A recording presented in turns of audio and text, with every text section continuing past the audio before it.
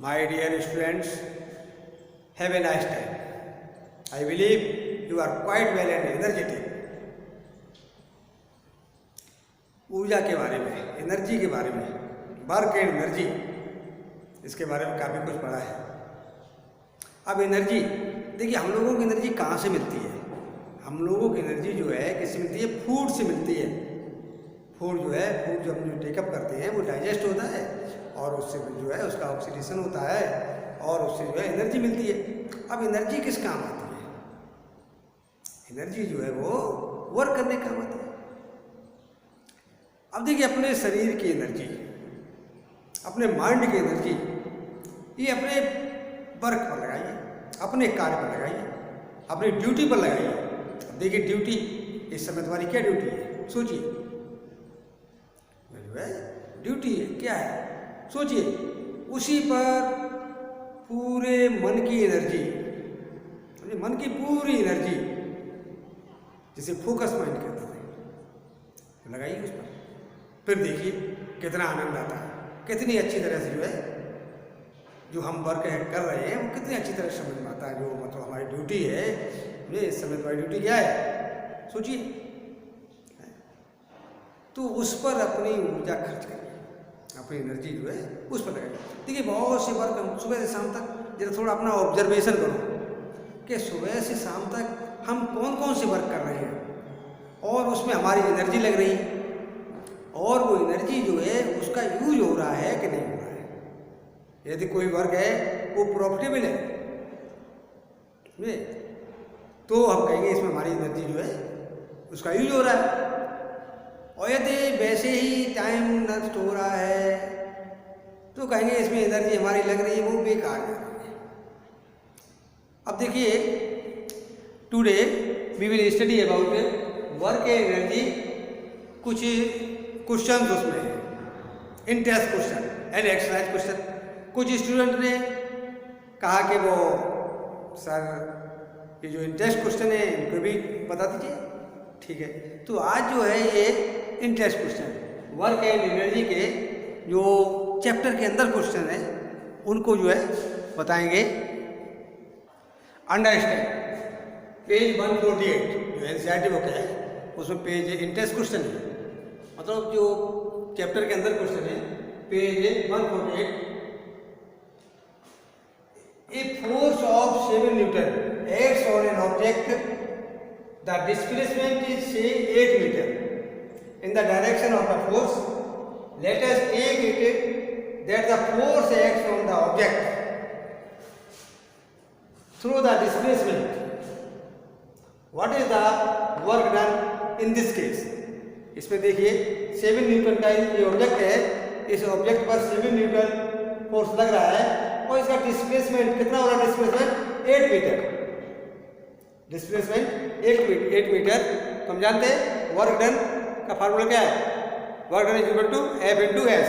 इससे जो हम इस प्रकार से इसको कैलकुलेट करेंगे तो इसमें कैलकुलेशन इसकी गिवन है। फोर्स है 7 newton, displacement S 8 metre, work done F into S. 7 newton into 8 metre तो 7 8 या 56 newton metre. 56 newton metre, newton metre क्या है? ये जूल है, तो 56 जूल। तो वर्क डन यहाँ पर हो गया 56 joule. Yes, understand page 149 question number. When we say that the work is done, work is done, तो यहाँ वर्क की डेफिनेशन लिख दीजिए। मालूम, the work is said to be done when a force acting on an object in its on direction. On direction कोई भी object है और ये ऑब्जेक्ट जो है इस प्रकार से अपने स्थान पर और इसको आगे डिस्प्लेस हो जाता है तो क्या कहेंगे? वर्क डन किया गया। इस प्रकार से इसका ये answer. Page 49 question 2, right an expression for the work done when a force is acting on an object is the direction of its displacement. देखिए इसका तो याद है तुम्हें क्या है? वह W टू एफ एस, यहाँ पर let force F, displacement S, work done is equal to force into displacement. Force into displacement, W is equal to F S, W is equal to, ठीक है ना जी, समझ आ गया ये। तो W is equal to F S. Understand question 3, define one joule of work. अब इसकी definition है। Answer, when a force of 1 newton acting on an object, force कितना है 1 न्यूटन, किसी ऑब्जेक्ट पर जो है एक्ट कर रहा है, displaces the object through 1 metre, और उस ऑब्जेक्ट को 1 मीटर डिस्प्लेस कर देता है in its own direction, the amount of work done will be 1 joule. तो अमाउंट कितनी होगी 1 जूल, तो 1 joule is equal to 1 newton metre, 1 joule is equal to 1 newton metre. देखिए इसका solution, applied force F 140 newton, applied force F 140 newton, displacement S 15 metre, work done in flowing the length of field Fs, F into S multiply करते हैं, support करते हैं 140 newton into 15 metre, 2100 joule, 2100 joule. समझ में आ गया? Do you understand? Understand. Page 152 question 1, what is the kinetic energy of an object. यहाँ पर काइनेटिक एनर्जी की डेफिनेशन लिखी है। Kinetic energy, the energy possessed by an object due to its motion is kinetic energy of an object. किसी object में यदि motion है तो हम कहेंगे इसमें काइनेटिक एनर्जी है। गतिज ऊर्जा, गति के कारण ऊर्जा, गतिज ऊर्जा।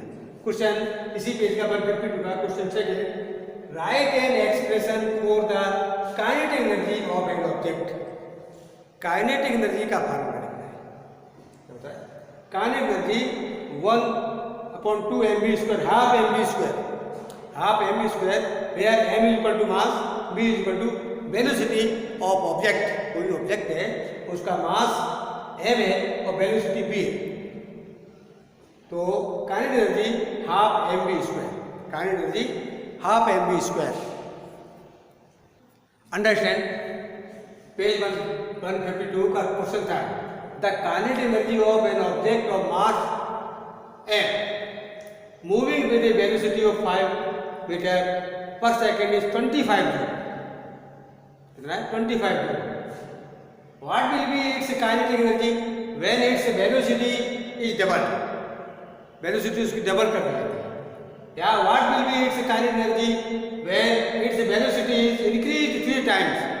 अब देखिए यहाँ पर जो ऑब्जेक्ट है उसका मास तो उतना रहेगा m है, केवल वेलोसिटी इंक्रीज हो रही है, वेलोसिटी डबल कर दी जाती है, तो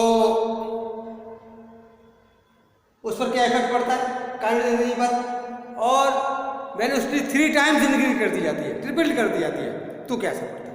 देखिए इसमें काइनेटिक एनर्जी का formula half mv², half mv²। तो इसमें देखिए m, तो मान लीजिए m यहाँ पर जो है एक कांस्टेंट है, m नहीं बढ़ रही है, कोई ऑब्जेक्ट है उसी केवल वेलोसिटी बढ़ाई जा रही है, तो m तो उतना ही रहेगा। तो यहाँ से देखें यहाँ पर कि ये kinetic energy directly proportional b², kinetic energy directly proportional b², directly proportional. यदि इसको डबल कर दिया जाएगा तो डबल का फिर स्क्वायर। तो ये अब देखिए यहाँ पर क्या दिया हुआ है, kinetic energy 25 joule, when v1 जो है ये 5 मीटर पर सेकेंड, 5 मीटर पर सेकेंड, तो kinetic energy 25 joule, 25 joule. If velocity double, so velocity 2v1, 5 कितने हो गए 10 हो गया, 5 का 10 हो गया यहाँ पर। अब यहाँ पर देखिए kinetic energy directly proportional v2 का स्क्वायर, तो 2v1 का स्क्वायर, तो काइनेटिक एनर्जी जो है ये डायरेक्टली प्रोपोर्शनल v1 4v1 है। देखिए यहाँ पर 2 2 जा 4 हो गया, 2 2 जा 4, और v1 दिया हुआ है यहाँ पर, तो इस प्रकार से हम इसको जो है कैलकुलेट करेंगे। अंडरस्टैंड। काइनेटिक एनर्जी 1 और काइनेटिक एनर्जी 2, 25 अपॉन ये काइनेटिक एनर्जी 2, अब देखिए यहाँ पर जो है ये V1, इसकी वेलोसिटी कितनी थी V1 और इसकी वेलोसिटी V1 का स्क्वायर क्या होगा 4V1, कितना है 4V1 का स्क्वायर। तो इसमें कहा था 4V1 का स्क्वायर। अब यहाँ पर काइनेटिक एनर्जी 2 4 × 5 का स्क्वायर, 4 × 5 का स्क्वायर। तो यहाँ पर 4 × 25, 5 जो है V1 है, ये V1 5 मीटर पर सेकेंड, इसका स्क्वायर दिया 25 हो गया, तो 4, तो 25 × 4 कितना हो गया 100 joule, 25 × 4 = 100 joule. Similarly, if velocity becomes 3 times, kinetic energy becomes 3 का स्क्वायर, kinetic energy becomes 3 का स्क्वायर टाइम्स और 9 टाइम्स, तो 25 × 9 = 225 जूल। काइनेटिक एनर्जी 3 टाइम्स, तो 9 टाइम्स ये जो है इंक्रीज हो जाएगी। यदि वेलोसिटी 3 टाइम्स बढ़ाई जाएगी तो काइनेटिक एनर्जी 9 टाइम्स, ये 2 टाइम्स बढ़ाई जाएगी तो कितना होगा 4 times, kinetic energy 4 times, 4V1 का होगा। समझ में आया? इसका एक दूसरा मेथड भी है। दूसरा मेथड ये है कि डायरेक्टली हम जो है उसमें फार्मूला लगा सकते हैं, ये फार्मूला लिखेंगे और उसमें सभी ये इनपुट कर देंगे। देखिए इसका सेकंड मेथड समझिए किस प्रकार। इसमें पहले जो है डायरेक्ट प्रोपोर्शनल उसका कर दिया था। यहाँ पर देखेंगे कि ये फार्मूला जानते हैं K = 12 mv² काइनेटिक एनर्जी का। यहाँ पर जो है K गिवन दिया हुआ है, तो K1 जो है 12 mv1 का स्क्वायर 25 जूल, कितनी उसकी वैल्यू काइनेटिक एनर्जी है 25 जूल। अब यहाँ पर V2 डबल करने पर 2V1, V1 थी यानी 2 × 5 10 मीटर पर सेकेंड, 10 मीटर पर second. Dear student understand, focus mind, अपनी एनर्जी अपनी ऊर्जा यूज करिए उसको, ठीक, focus mind. K2 = 1/2m 2V1 का होगा उसका 2V1, तो यहाँ पर जो है 2 का स्क्वायर करेंगे 4 आ जाएगा और V1 का स्क्वायर, तो 4V1 का स्क्वायर। समझिए? अब इसको थोड़ा रेशियो निकालें इसका, K2/K1 ½ m 4V1 का स्क्वायर। यहाँ पर देखिए 4 कर दिया है, ठीक। अब इसमें देखिए ये जो है इससे कट हो जाएगा, ये इससे कट हो गया, m इससे कट हो गया और ये V1 जो है इससे कट गया, रह गया 4, कितना रह गया 4, तो यहाँ पर लिखते हैं 4। तो K2/K1, तो K2 निकालें तो K1 जो इससे मल्टीप्लाई होगा, K1 कितना 25 है, 4K1 तो 4 × 25 joule, 100 joule. Do you understand? समझें इसको अच्छी प्रकार से। अब देखिए उसको ट्रिपल कर दिया जाता है 3 टाइम्स।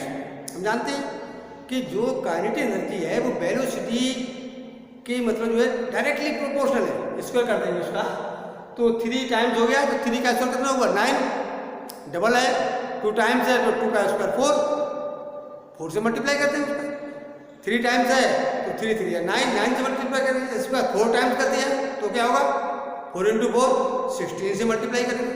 अब देखिए अंडरस्टैंड, इसमें देखिए वेलोसिटी V3 3V1, V1 है 5, उसकी 3 कर दी जाती है, 5 कितनी कर जाती है 3, तो K3 जो 1/2 m 3V1 का होता है।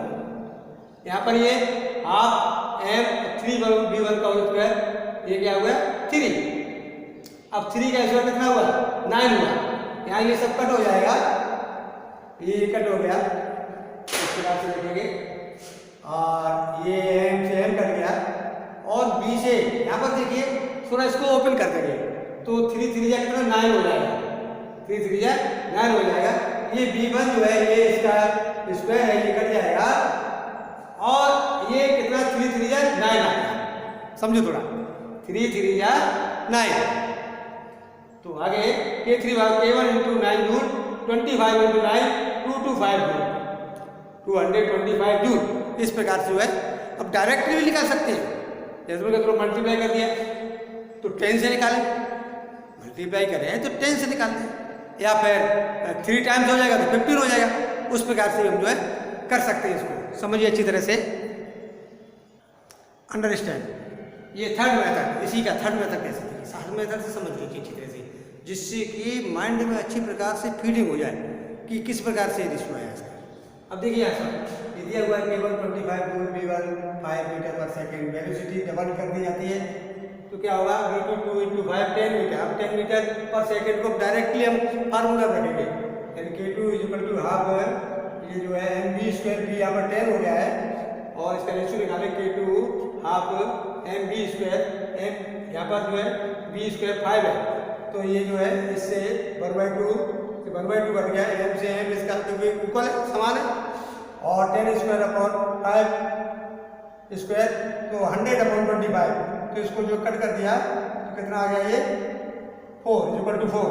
अब K2 = K1 × 4, K1 यहाँ दिया हुआ है कितना है 25 जूल, 25 × 4 = 100 जूल। समझ में आया। इसी प्रकार से अब velocity 3 times increase, velocity 3 times increase कर दी जाती है तो क्या हुआ V3 3 × 5 15 मीटर पर सेकेंड। समझ में आया 15 मीटर पर सेकेंड। अब 15 मीटर इसको जो इससे हम उसके काइनेटिक एनर्जी निकाल लेंगे A1/2 हाफ × 25 स्क्वायर 2 to 5 और K1 1/2 m × 5 का स्क्वायर और 25। इसको कट कर देंगे, यहाँ से कट करेंगे तो कितना आएगा ये 25 9 का तो = 9 तो K3 है 9 × K1 दिया हुआ है 25 और 9 दिया हुआ है मल्टीप्लाई करें 2 to 5 कितना हो गया 225 जूल, 225 जूल। तो इस प्रकार से जो है कैलकुलेट कर लेंगे, इसको कैलकुलेट कर लेंगे। और भी एक मेथड हम डायरेक्टली m को निकाल लें, यहाँ से इस फॉर्मूला से हम m कैलकुलेट कर ले कितना m है, इसका मास कितना है तो हम डायरेक्टली निकाल लेंगे नहीं तो हमें कंपेरिजन करने की जरूरत नहीं। तो इसी प्रकार से इसको जो है कैलकुलेट कर लीजिए। समझ में आ गया। नेक्स्ट क्वेश्चन पेज 56 का व्हाट इज पावर, पावर क्या है। Answer power rate of doing work is called power, power = work upon time, P = W/T, P = W/T। Understand. Page 156 का question 2 define 1 watt of power. तो इसमें है power की definition लिखते नहीं 1 वाट ऑफ पावर। तो वाट की डेफिनेशन है यहाँ पर क्या, if time rate of doing work, watt की definition is 1 joule per second then power will be 1 watt. तो यहाँ पावर जो कितनी होगी 1 वाट, तो इसको जूल पर सेकेंड, वाट क्या होता है joule per second, 1 joule 1 second तो जूल पर सेकेंड 1 वाट।